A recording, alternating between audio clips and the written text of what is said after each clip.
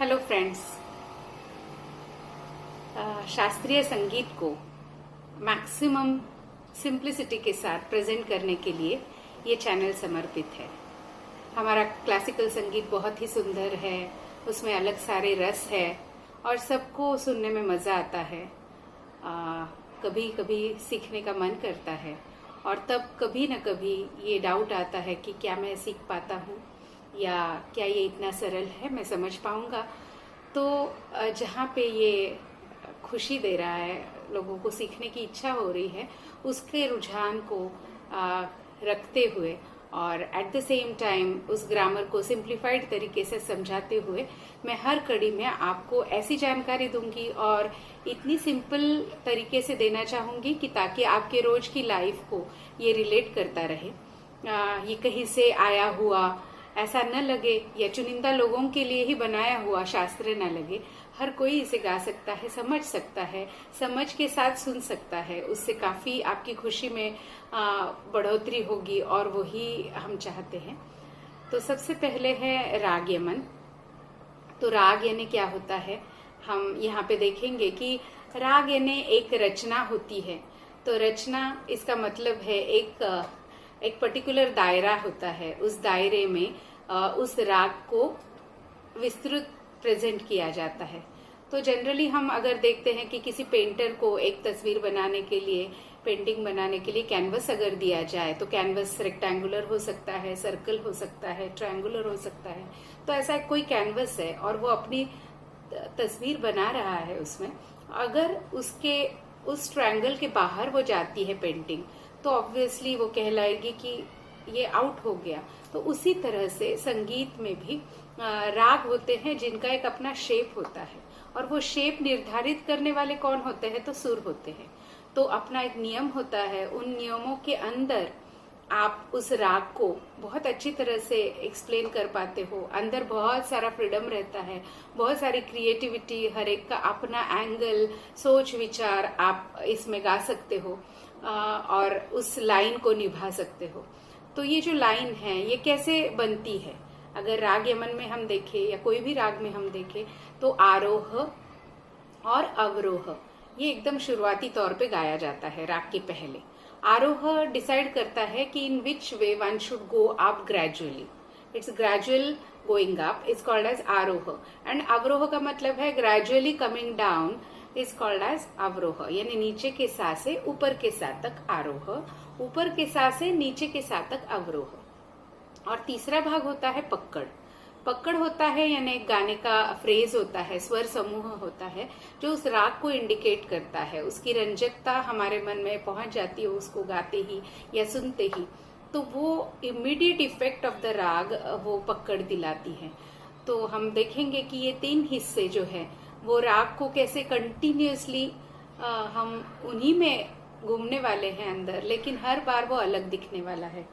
तो यहाँ पे मैं अपने अकम्पनिंग इंस्ट्रूमेंट के लिए कीबोर्ड का यूज कर रही हूँ और एट द सेम टाइम तानपुरे का भी यूज कर सकते हैं। तानपुरा तो बहुत सुंदर लगता है सुनने में, बस धीरे धीरे उसकी आदत पड़ जाती है इसके साथ गाने की।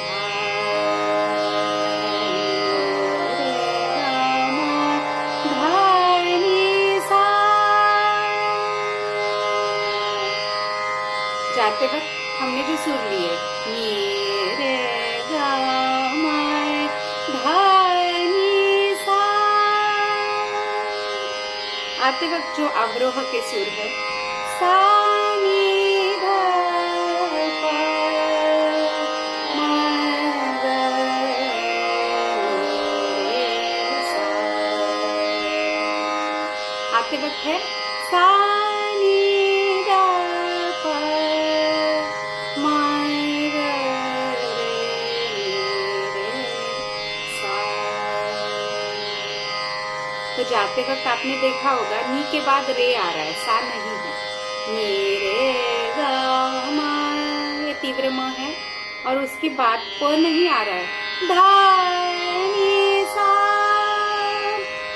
और जब हम उतर रहे सा नी धा प आ रहा है, मा गा रे नी रे सा भी आ रहा है। तो इसका फ्रेम क्या हुआ राग यमन का? ये फ्रेम है जहाँ पे हम आरोह में सा नहीं ले रहे हैं, प नहीं ले रहे हैं, लेकिन अवरोह में प भी आ रहा है और सा भी आ रहा है। तो ये है फ्रेम जो कि आरोह और अवरोह से डिराइव हो गई। अभी पकड़ देखिए,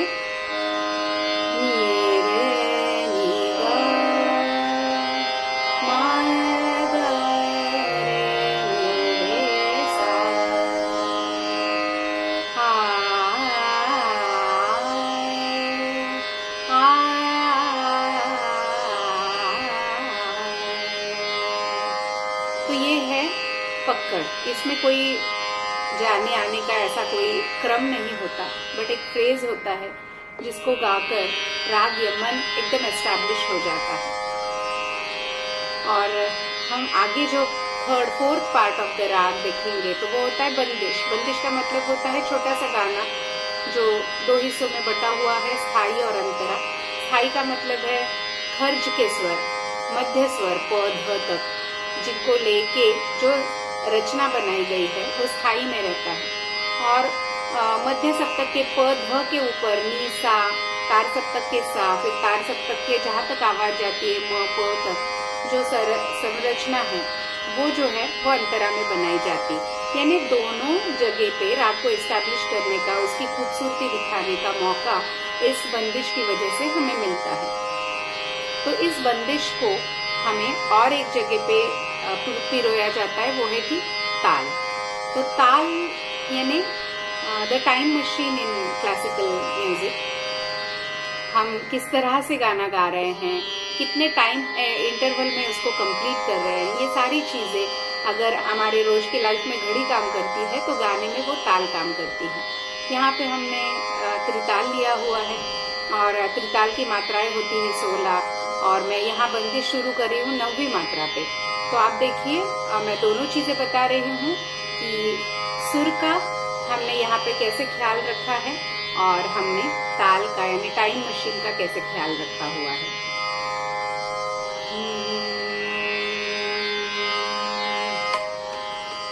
ता दिन दिन दा दिन दिन ता दिन दिन दा दिन दिन दा दिन दिन दा दिन दिन ता दिन दिन दा 1 2 3 4 5 6 7 8।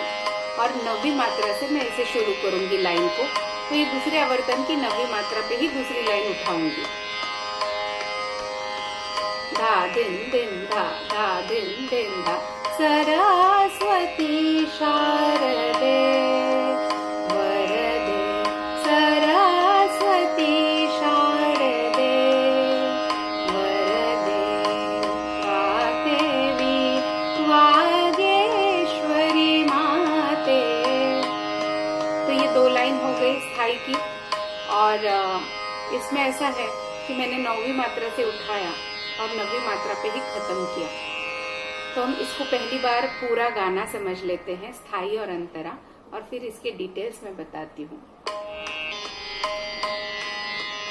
सरस्वती शारदे वरदे, सरस्वती शारदे वरदे, वाग्देवी वागेश्वरी माते, वाग्देवी वागेश्वरी माते, सरस्वती शारदे वरदे, रजतम सात्विक रूप देवी तू, रजतम सात्विक रूप देवी तू, भव भय भ्रमत मनोपकतु,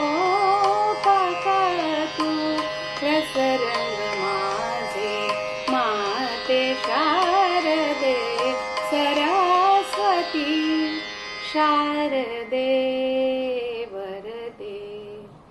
तो इस तरह से हर लाइन 9वीं मात्रे पे उठाई गई और हर दूसरी लाइन अगली 9वीं मात्रे पे उठाई गई।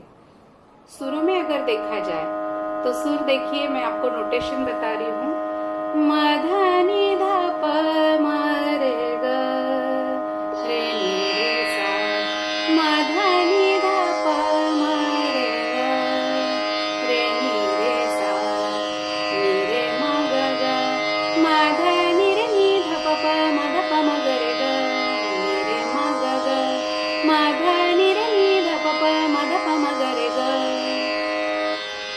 आप देखें तो जैसे आरोहात्मक प नहीं आ रहा है, अवरोहात्मक प आ रहा है, अवरोहात्मक सा आ रहा है। तो ये सारे जो आरोह अवरोह में हमने नियम सुने थे, सीखे थे, वो सारे बंदिश में भी फॉलो हो रहे हैं।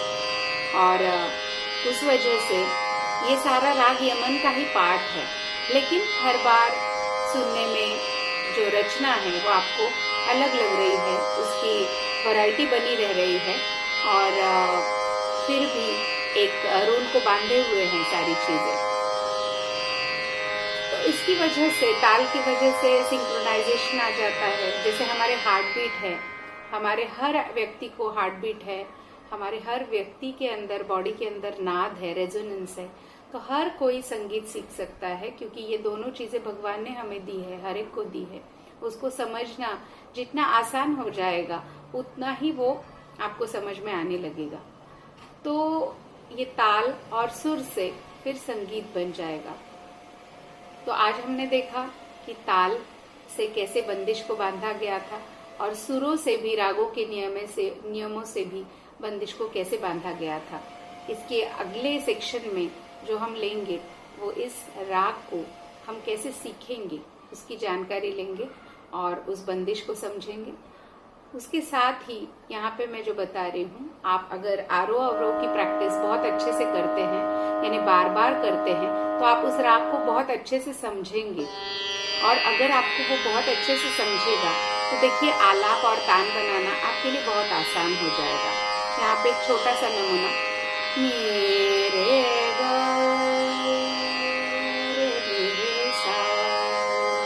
ये टुकड़ा हमने लिया, यही आलाप है।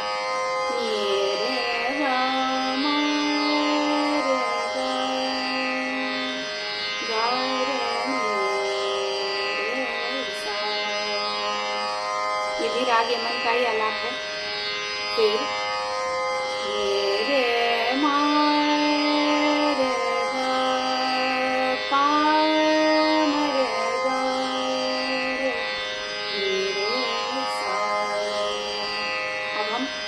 तक गए, प तक गए, प से अवरोहात्मक हम नीचे आए, ग म प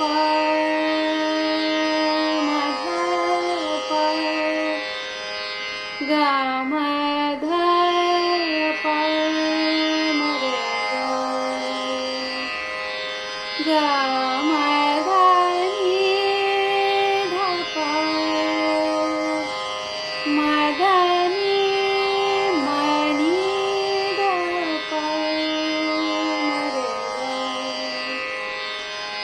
तक गए, ग म ध नि सा नि ध नि ध प, म ध नि ध प म रे ग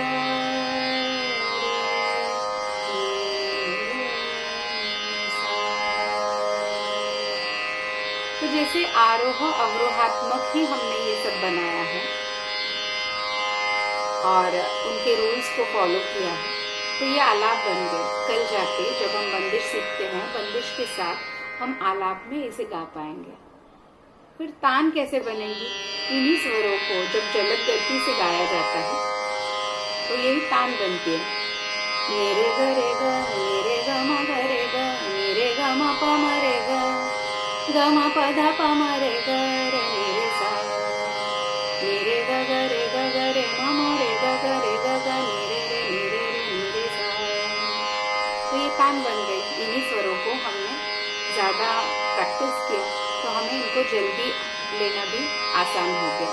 और फिर इसी का आकार जो होता है, आकार होता है, इकार होता है, उकार होता है, इसकी वजह से हम इस राग का सौंदर्य बढ़ा सकेंगे। होप आप सभी लोगों को ये राग समझना काफी सरल लगा हो। और भी कुछ जानकारी आपको जो चाहिए वो आप मुझे कमेंट बॉक्स में पूछ सकते हैं। इसको और सरल बनाने की मैं कोशिश करूंगी। आपके रोज के लाइफ से जुड़ा हुआ क्लासिकल संगीत सीखने के लिए आप बने रहिए इसी चैनल पर। Thank you.